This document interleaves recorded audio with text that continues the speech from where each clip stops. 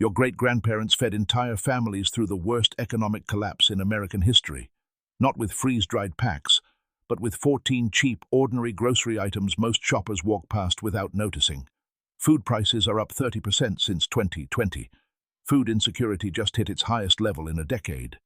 The foods that carried families through that collapse are quietly losing their affordable formats from regular shelves.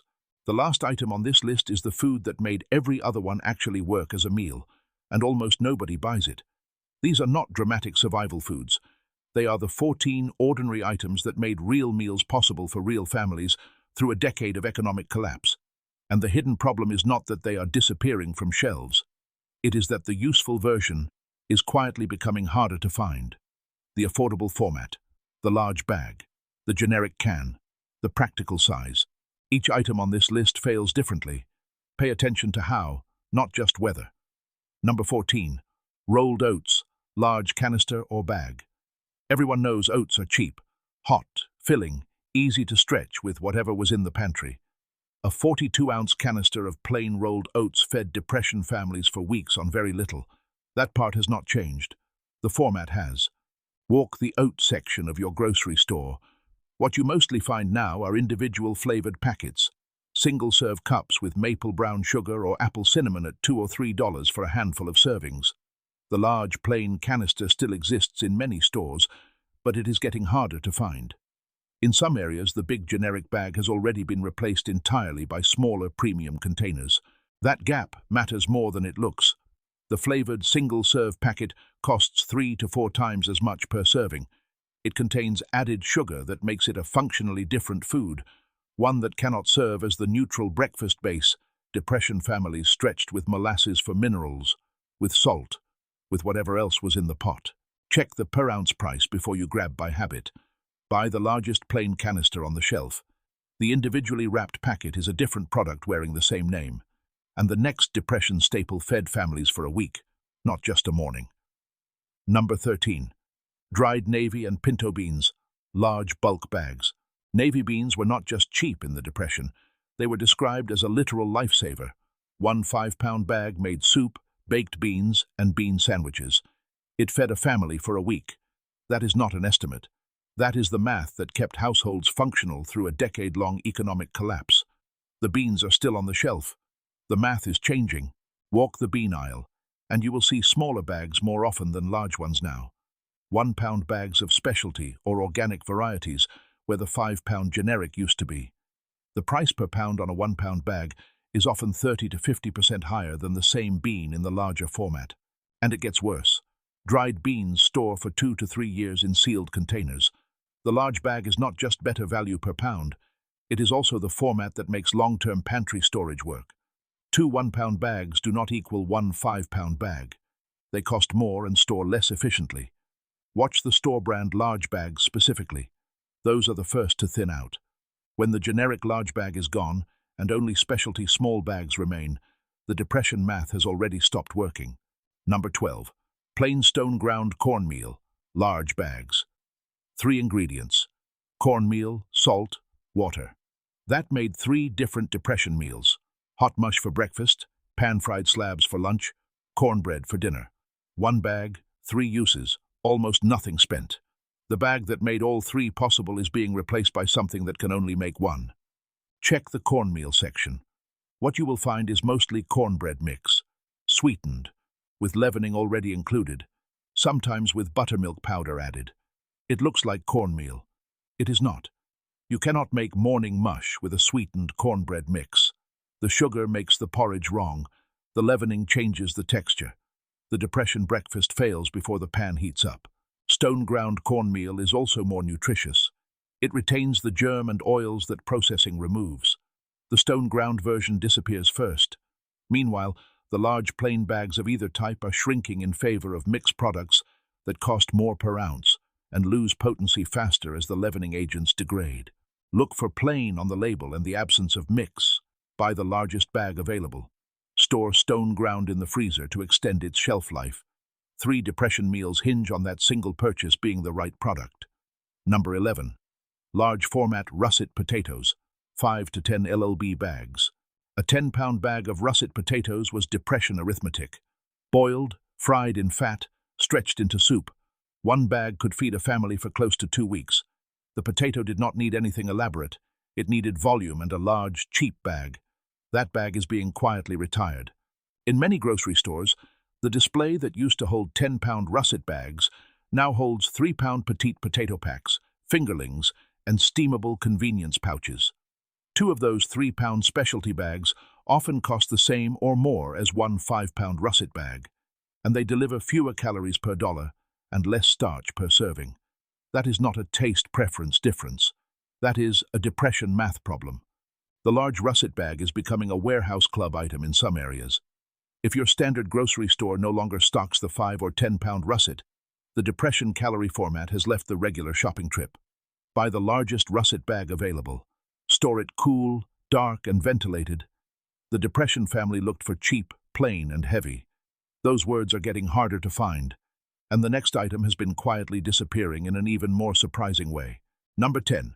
White rice, large bulk bags, 10 to 20 $. White rice stored in a sealed container with oxygen absorbers can last 25 to 30 years. It is the most storage-efficient calorie in a grocery store. Nothing else in the building comes close. And the 20-pound bag that makes buying it in bulk actually make sense is disappearing from regular grocery shelves. Walk the rice aisle in most standard chains. You find 1-pound pouches at $3 to $4 each. Quick cook versions. Flavored blends. The 20-pound plain, long-grain bag, if it exists in that store, is being pushed out or eliminated entirely. In many areas, it now lives only at warehouse clubs or ethnic grocery stores. A 20-pound bag produces over 100 servings at roughly 12 to 15 cents each. The same rice in 1-pound pouches costs more than twice that per serving and cannot be transferred efficiently into Mylar bags or sealed long-term storage containers. The bulk format is not just cheaper. It is the only format that actually activates white rice's 30-year shelf life. Buying rice in 1-pound pouches is like purchasing the most durable food in existence and leaving it in the worst possible package. Check warehouse clubs and ethnic grocery stores if your standard chain has retired the large bag. Number 9. Store brand canned tomatoes, 28 Oz whole or crushed. Look at the canned tomato section. Tell yourself it looks stocked. It does. That is exactly the problem. The Depression family used canned tomatoes to turn dry staples into meals. A large can of crushed tomatoes went into the bean pot and made stew. Without it, beans and rice remain technically calories. They are not food a family can sustain on without serious morale problems by night 3. The plain store-brand 28-ounce can, whole or crushed, no frills, disappears first. Not the fire-roasted variety, not the San Marzano, not the organic diced with herbs and sea salt. Those fill the shelf slots left by the departing generics. The shelf does not look empty. It just costs twice as much to make the same depression meal. Shrinkflation has also quietly moved some standard cans from 28 ounces toward 24 without any price reduction. The cost per meal rises without the label advertising any change. Check per ounce before you grab. Buy the largest plain store brand can while it is still there. The premium version does the same cooking job at a permanently higher price. Number 8. Evaporated milk, canned. Fresh milk went bad fast in Depression households. Evaporated milk solved the problem. Shelf-stable for up to 2 years, it made gravies hold, thickened soups, and turned plain mush into something closer to a real meal. It was the cooking dairy that actually lasted. Walk the grocery store today. Evaporated milk is still technically present, but its shelf space has been slowly compressed by oat milk, almond creamer, coconut milk, and plant-based alternatives multiplying on both sides of it. Here is the issue. A plant-based creamer does not do the same cooking job. It cannot hold in a gravy. It breaks in a Depression-era cream sauce. The function is different, not just the flavor. Evaporated milk also serves 3 roles: cream substitute in savory cooking, dairy thickener in soups and stews, and an approximation of sweetened condensed milk in baking. No single plant-based product replaces all 3. The shelf is not full of alternatives that solve the Depression dairy problem. It is full of alternatives solving a different problem entirely. Watch the store brand evaporated milk specifically. That is the version thinning out first. Add a few cans per grocery trip and rotate them through active cooking use. Number 7. Molasses, blackstrap, large format bottle. During the Depression, molasses was not just a sweetener. It was where families got iron, calcium, and magnesium when fresh vegetables were too expensive and meat was out of reach. Blackstrap molasses has roughly 3.5 milligrams of iron per tablespoon. One jar sitting on the Depression pantry shelf was quietly doing the work of a multivitamin. That is not a cooking tip. It is a survival detail that has been almost completely forgotten. It went into baked beans with navy beans and salt pork, into morning oatmeal, into gingerbread. It stretched flavor and delivered minerals when the rest of the pantry ran on dry staples for weeks at a time. Today, most grocery stores have reduced the molasses section to a small specialty shelf. Large format bottles are hard to find at standard chains. Blackstrap, in particular, is often moved to the health food aisle at a premium price, separated from the baking section where it used to live quietly. The storage detail most people overlook. A sealed bottle of molasses keeps indefinitely. The Depression family kept a jar for years. $5 for a bottle lasting months was the pantry mineral supplement that required no pharmacy visit and no refrigeration. Check both the baking aisle and the health food section. Buy the largest bottle available before the format disappears entirely from standard stores. Number 6. White vinegar, gallon jug. Depression families did not buy 5 specialty products to preserve food, clean the kitchen, tenderize cheap cuts of meat, add acid to soups, and replace lemon juice they could not afford. They bought 1 gallon of plain white vinegar, 1 jug, 5 jobs. Walk the vinegar aisle today. Balsamic, apple cider, rice wine, red wine, flavored varieties. Useful for cooking. None substitute in a canning brine. None do the preservation work that plain white vinegar does at 5% acidity. The gallon jug has migrated to warehouse clubs or disappeared from the regular floor plan entirely in many standard chains. Plain white vinegar stores indefinitely when sealed.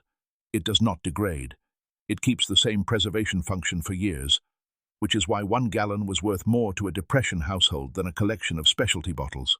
If your regular grocery store no longer carries the gallon format, that is the shelf signal. A warehouse club or discount grocer almost certainly still stocks it. Buy 1 per pantry rotation and use it across cooking, pickling, and preservation. Nothing on the specialty wall does the same 5 jobs. Number 5. Dried split peas and lentils, large bags. Most food storage lists skip this one entirely. That is exactly why it belongs here. Dried split peas made Depression pea soup. Lentils made a complete protein meal with no soaking and no long cook time. 20 to 25 minutes for red lentils, 30 to 45 for split peas. No other dried protein cooks that fast from a fully dried state. Lentils also have a near-complete amino acid profile on their own. Most other dried legumes need a companion grain to complete the protein picture.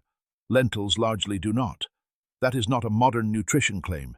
It is why Depression families kept them in the pot even when beans ran low. Most standard grocery stores have reduced the large bag versions of both. Small 1-pound bags remain, sometimes just 1 brand. Store-brand dried split peas are difficult to find in many chains. The section has become a narrow specialty shelf most shoppers walk past without registering.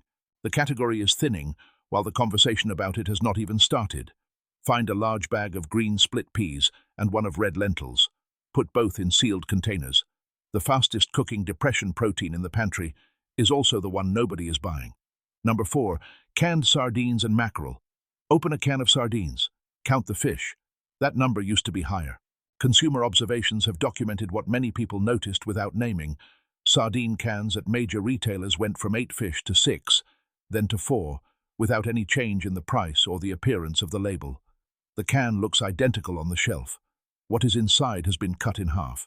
That is shrinkflation inside the can instead of on the label. You cannot see it until the can is open. Sardines and mackerel were Depression protein because they were shelf-stable for years and cheap per can. One can stretch over rice or bread into a full meal. Cut the fish count in half at the same price, and you have cut the Depression value in half without any announcement. Canned mackerel is often the cheaper alternative with comparable protein content, and in many standard grocery stores, it has nearly disappeared as a visible shelf category.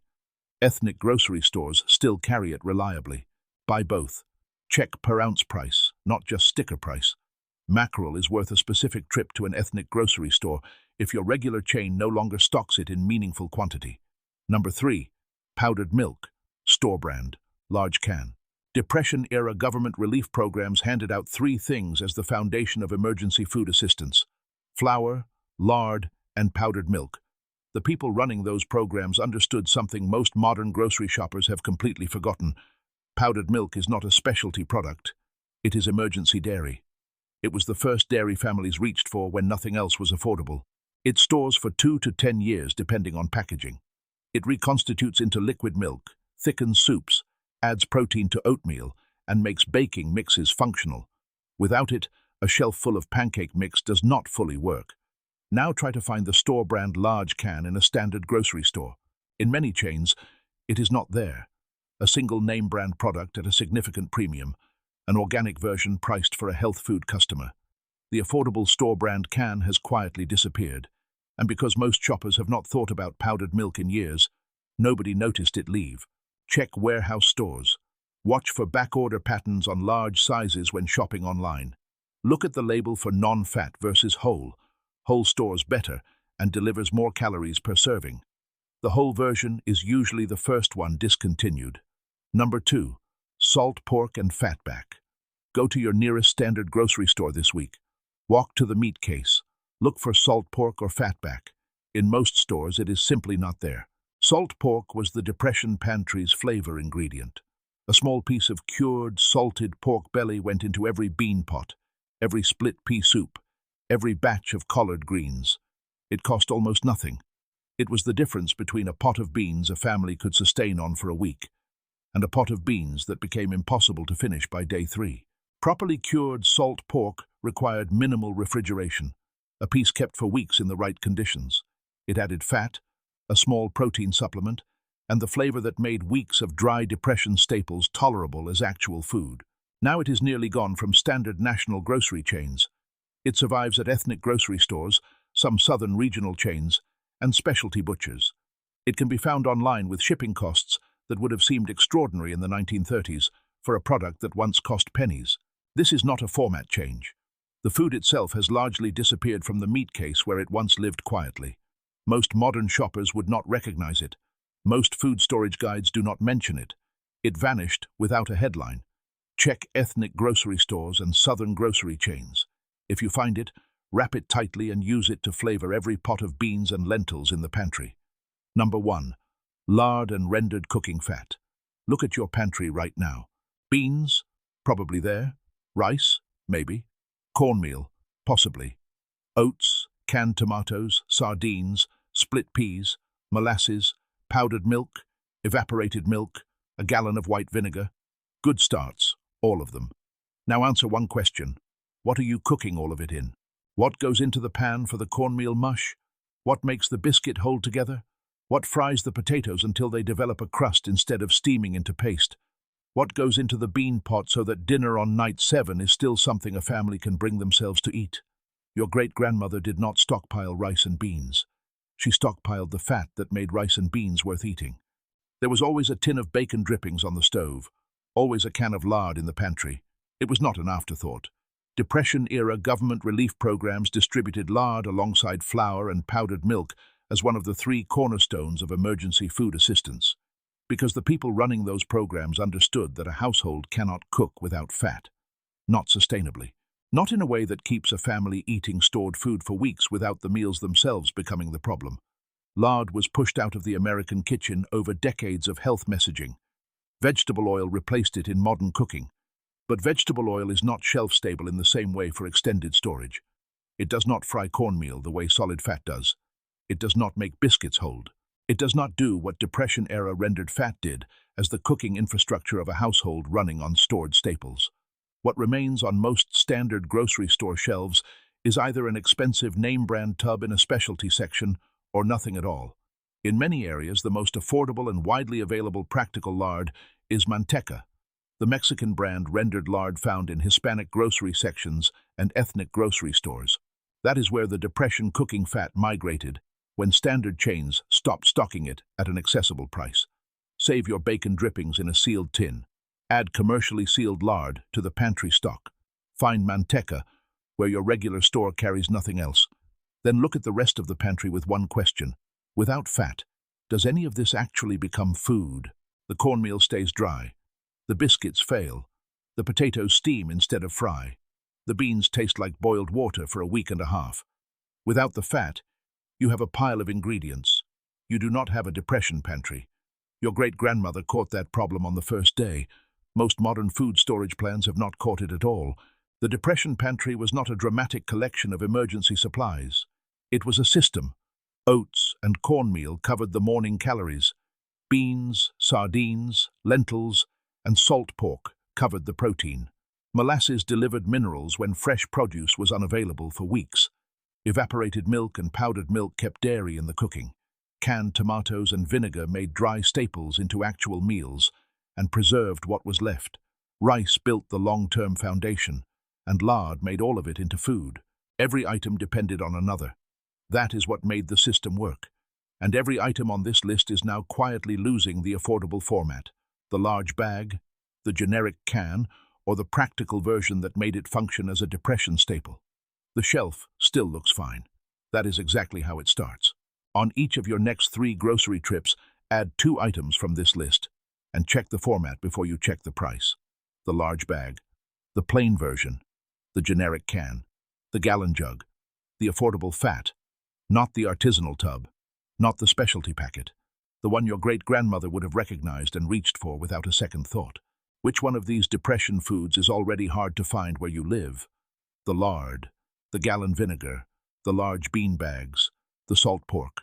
Or is there something else that disappeared from your store before it even made this list? Leave it in the comments.